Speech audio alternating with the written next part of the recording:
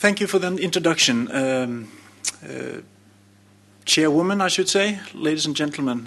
First of all, I would like to thank the organizers for inviting me to give this talk. And the title of my talk is Myocardial Remodeling in Hypertrophy and Heart Failure.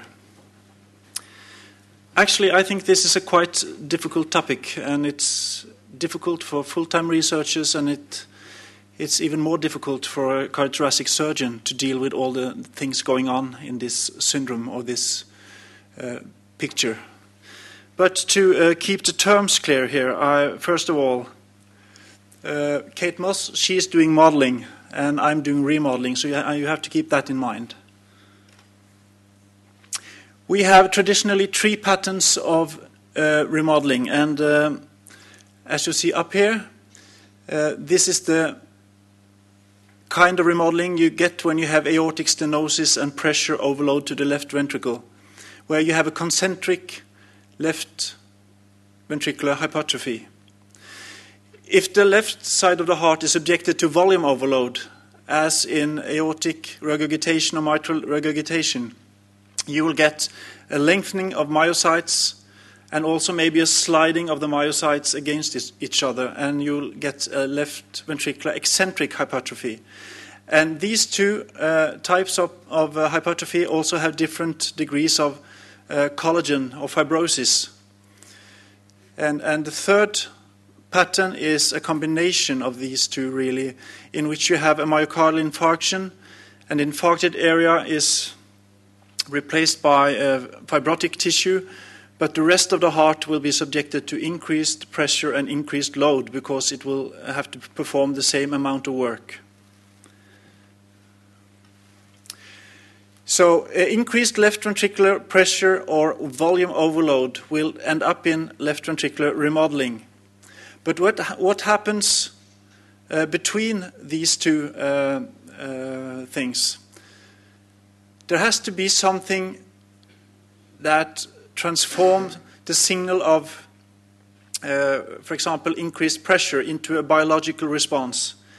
And I don't think anybody really knows what that is, but we call it a mechanotransducer.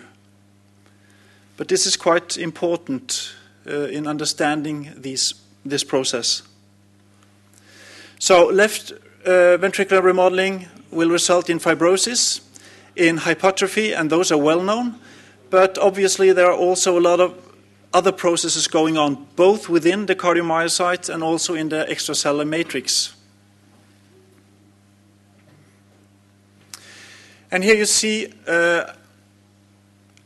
extreme degree of hypertrophy, and you see there is hardly any left ventricular cavity left, with a left ventricular wall of several centimeters. And as you can imagine, this of course is a patient that is dangerous to operate on because they will have problems in maintaining the cardiac index after the operation. So if there was some way of pre-treating this patient before operation, that would be very nice.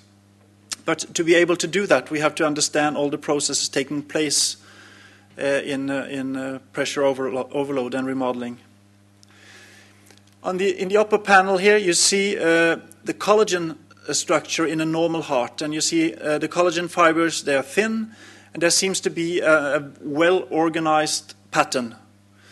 In a remodeled heart, the collagen fibers are thicker, and there also is a disorganization of the fibers. So that might play a role when it comes to the patterns of contraction in the remodeled left ventricle. I will come back to this cartoon several times in my talk. Here you have the cell membrane, which of course consists of different types of receptors, sensors, channels, and pumps. And upon stimulation, these will result in a downstream response. And there's a number, thousands of responses that will, in the end up altering the genetic expression, which in turn can result in different growth patterns, in cellular death or apoptosis, and in different phenotypes of the heart. I would like to start on the upper part here to the left, because it has been shown that integrins and syndicants are able to mediate mechanical stress into a subcellular response. And in our research group, we have for some years now been investigating syndicants and especially syndicin 4. Syndicin 4 is a receptor complex localized to the cell membrane and is connected both to the extracellular matrix and to the cytoskeleton. So this might be a potential mechanotransducer. And downstream in the cell, syndicin 4 activates the calcineurin NFAT pathway. And it seems that this pathway is very important in the hypertrophic response. This is a slide from a paper that we have in revision, and the first author here is Alexandra Finsen, and the last author is Geir Christensen, and they have been working with normal mice, as you see in the left panel, and in the right panel you see syndicin 4 knockout mice. That is, they have removed, the mice have no syndicin 4 gene, so the mice are not able to produce syndicin 4. And then they have subjected the two groups of mice to pressure overload by aortic banding. They have increased the afterload by snaring of the aorta. And in the upper panel you have sham-operated animals with no pressure overload. Lower left is a normal mouse which has a normal response to pressure overload with increased wall thickness and decreased left ventricular cavity. This is normal concentric hypertrophy. When you subject the mouse with no syndicin 4 to exactly the same stress, afterload increase, nothing happens. The same wall thickness and the same left ventricular cavity. And in the next picture, we have performed an M-mode echocardiography of a banded wild-type mouse to the left, a syndicin 4 knockout mouse to the right, and to the left you see an increased interventricular septum, increased thickness of the posterior wall, a decreased left ventricular cavity. Whereas in the syndicin 4 mouse subjected to pressure overload, the walls are much thinner, the left ventricular cavity is normal and increased compared to this mouse. So I think it's fair to say from these and also some other experiments that we've done, but I haven't shown you, that syndicin 4 seems to be important in a normal concentric hypertrophic response to pressure overload. I will skip the calcium channels and go to the G-coupled receptors. And of course, the ligands stimulating these receptors are well known when it comes to heart failure and hypertrophy. Both angiotensin II and endothelins are well-known inducers of left ventricular remodeling. And I will also talk a little bit about B-type natriuretic peptide.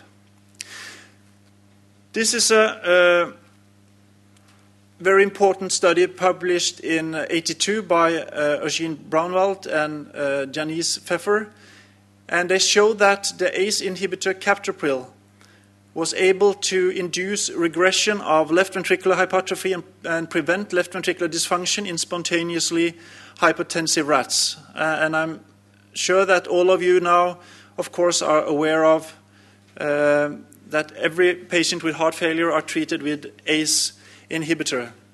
That's a cornerstone in the medical treatment of heart failure. And back in 1995, our research group performed a study in pig in which we showed for the first time that endothelin-1 was produced by cardiomyocytes subjected to ischemic stress. And we also followed this finding up, and we found that in rats with post-infarction congestive heart failure, there was an increased expression of endothelins in cardiomyocytes in the border zone of the infarct. And this is 6 weeks after myocardial infarction. And you see this is an immunohistochemical picture in which endothelin is stained brown.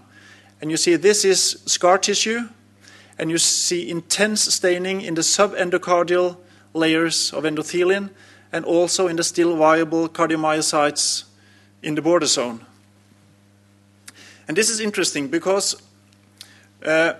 it's now well known from several studies that both angiotensin II and endothelins, they are playing in concert, inducing cardiomyocytes and cardiac fibroblasts to induce hypertrophy and fibrosis. Whereas A-type natriuretic peptide and B-type natriuretic peptide counteracts the effects of these mediators on the remodeling process. BNP is a well-known marker of hypertrophy and heart failure, but not only that, but it's also a very important anti-hypertrophic and anti-fibrotic mediator. And we examined the plasma levels of BNP in patients with aortic stenosis, both before operation and followed them for 1 year after the operation.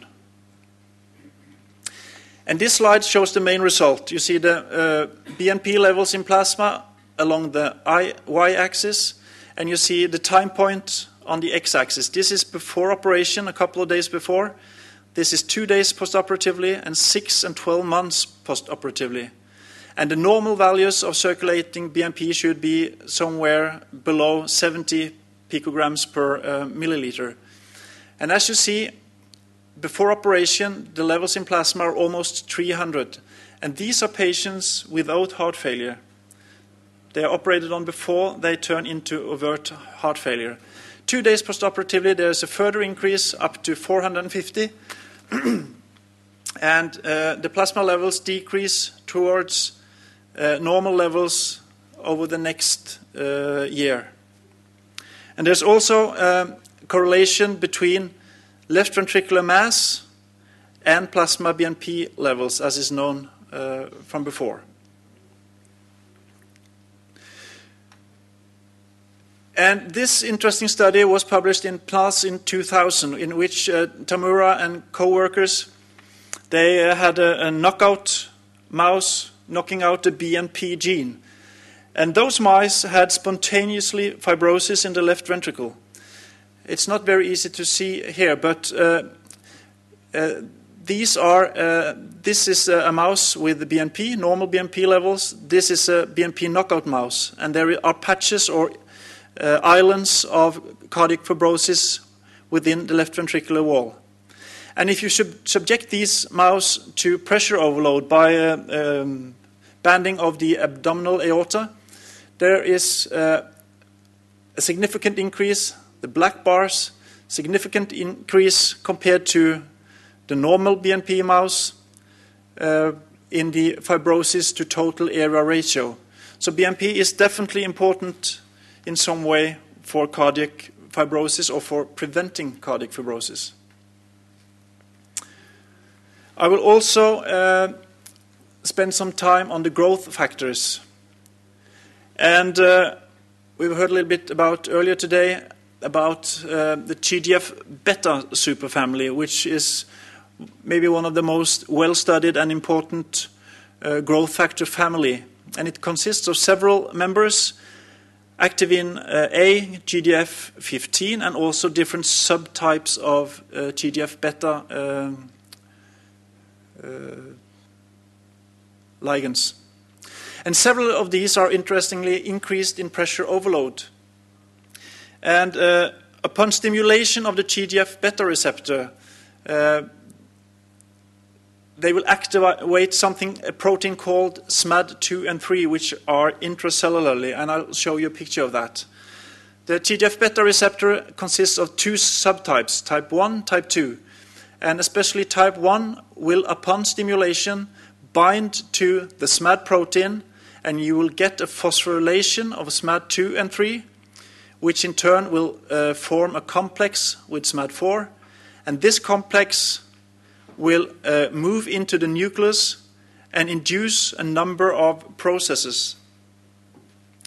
And it has been debated in the literature whether TGF-beta and whether SMAD2 is harmful or good for the heart.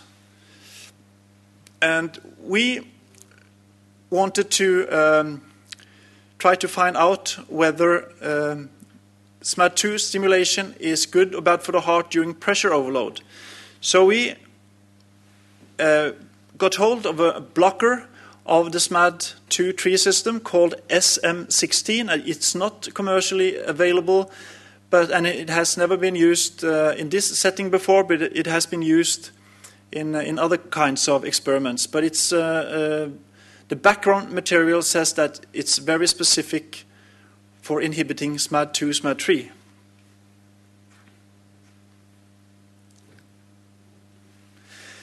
And what we did was that we banded the aorta in a standardized manner of the mouse. And the protocol is shown here.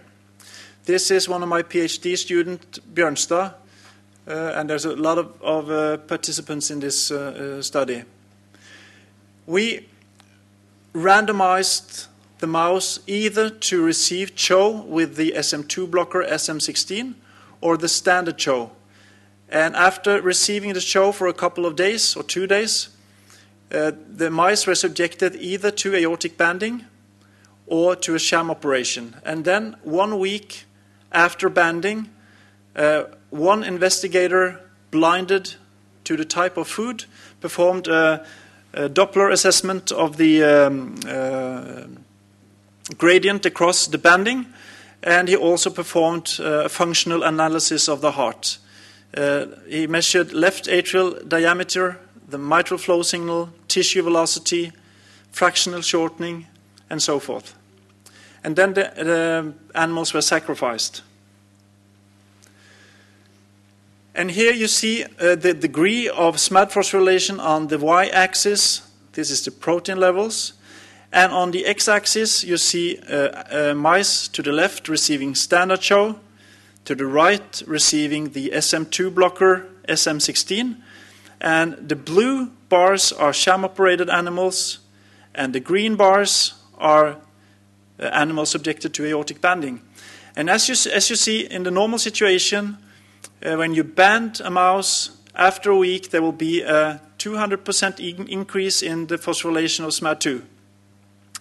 Whereas in the group of animals receiving the SM2 blocker, the increase was much less. And the fractional shortening 1 week after banding decreased in the standard group, whereas this decrease was abolished in the group of animals receiving the blocker.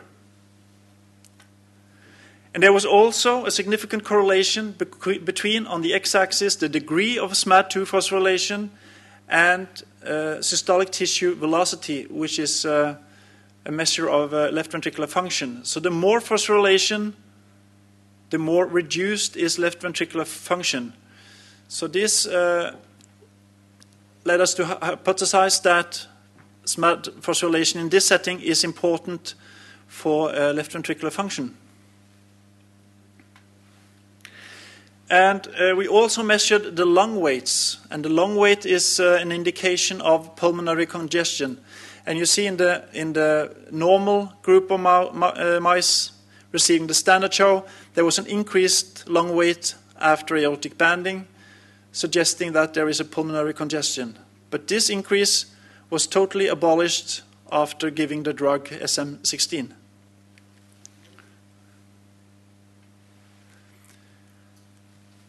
So I think it's fair to say that inhibition of SMAD2 phosphorylation preserves cardiac function during pressure overload, and further studies are needed to see whether or not this could be a therapeutic target in aortic stenosis. There are also a number of other factors important for remodeling. I've shown you this picture before of the collagen structure. And of course, this structure in the remodeled heart doesn't seem very healthy. And we know for sure that the extracellular matrix and collagen is very much controlled or regulated by the enzymes matrix metalloproteinases, and there's a number of those. And also the tissue inhibitors of the MMPs, called the TIMPs, are also very important in the dynamics of the ongoing changes in the extracellular matrix. And this is from a study by Felix in 2004, and he has measured MMPs and TIMPs in normal hearts from patients or control hearts, and also in hearts with aortic stenosis. And the take-home message here is just that there is a wide variety of responses dependent on the subtype of the MMPs and TIMPs. MMP1, which is important, is largely reduced, whereas 2 and 3 are increased. And also MMP9 is greatly reduced in aortic stenosis.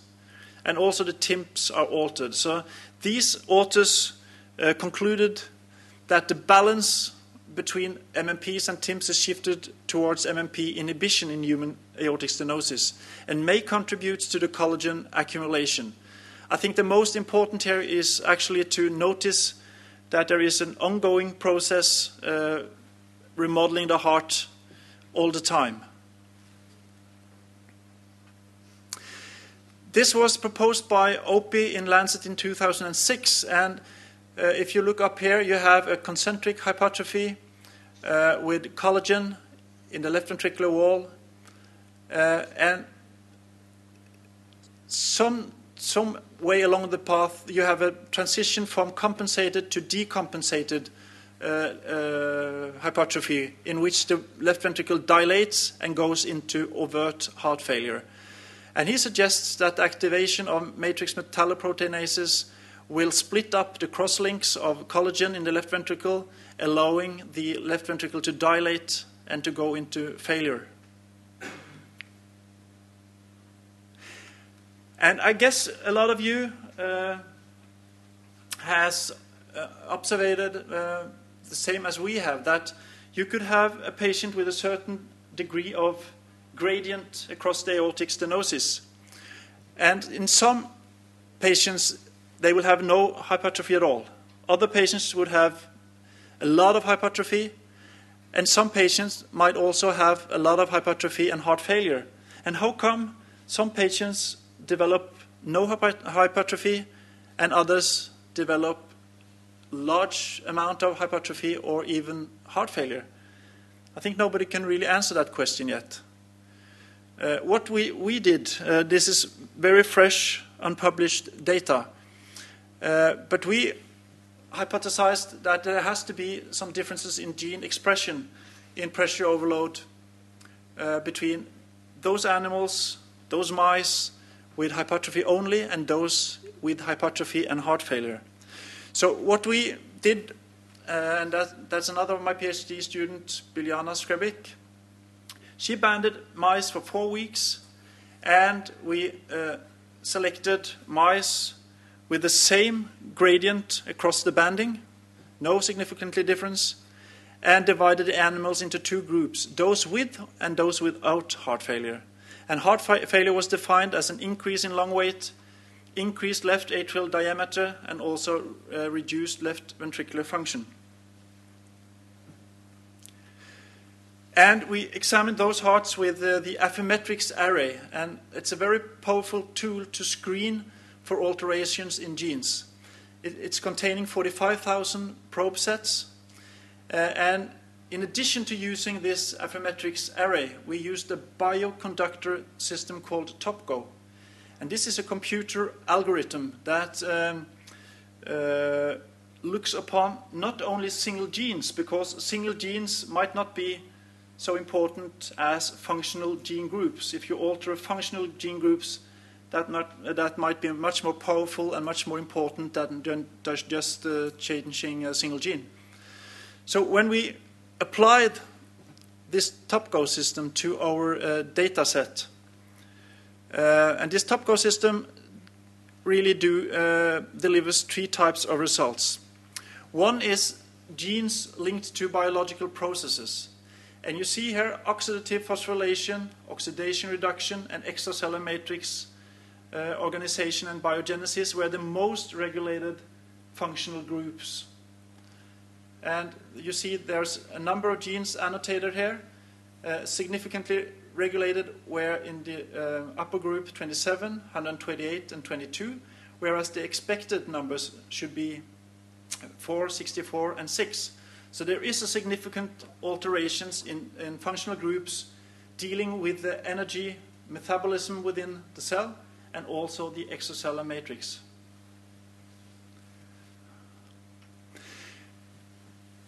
If you score after genes regulating molecular function, you see the same pattern, NADH dehydrogenase up here, and you have the extracellular matrix structural constituent down here.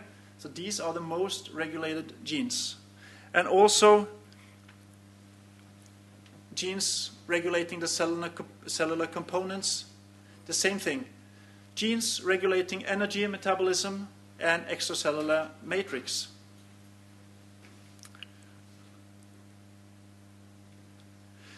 And if you dig into the single genes, this is just to show you that the MMPs, some of them are upregulated, some of them are downregulated, and some of them are not regulated. And the same pattern is shown with the TIMPs, the inhibitors of the MMPs. Some are upregulated, some are downregulated. And the exact function of each single gene we do not know that yet. But at least there is a lot of things going on. And one very interesting thing is that from the normal mouse that was sham operated and to the mouse with hypertrophy after banding, there was equally many genes upregulated from hypertrophy without heart failure compared to the group with hypertrophy and heart failure. So there's a lot of things going on when the left ventricle starts to develop overt heart failure.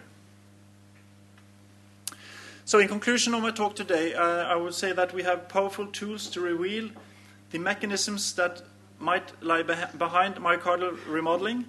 And there's a number of processes taking place, both within the cardiomyocytes and also in the extracellular matrix. And they also communicate with each other. And it's a very interesting field to work in, but also very frustrating and very difficult to have enough time to dig into the deep of it. Thank you.